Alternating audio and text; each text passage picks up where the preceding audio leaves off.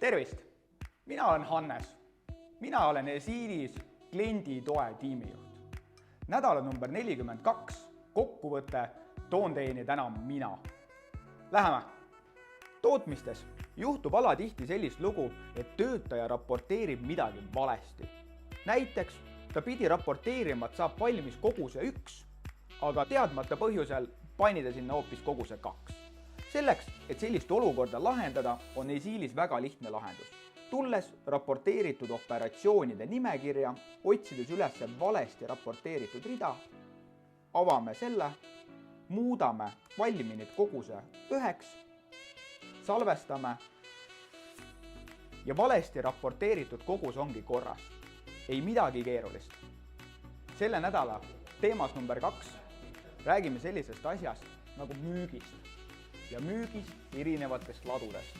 Tõenäoliselt on ka teil selliseid olukordasid, et mingisugusest laost ei ole müük lubatud. Näiteks võtame lao materjal.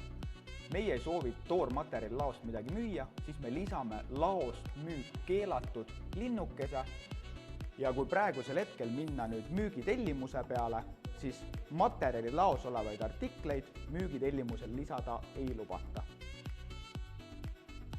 Ja selle nädala lõpuks sooviksin teile rääkida sellisest asjast, et Esiil sai rahastuse.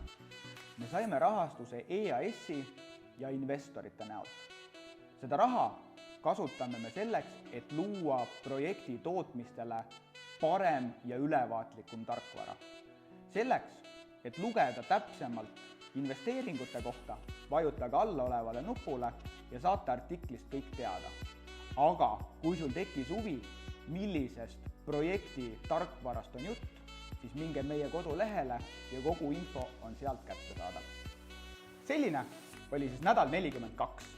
Milline? Aga tuleb nädal 43, saate teada juba tund aega vähem kui nädala pärast. Tšau!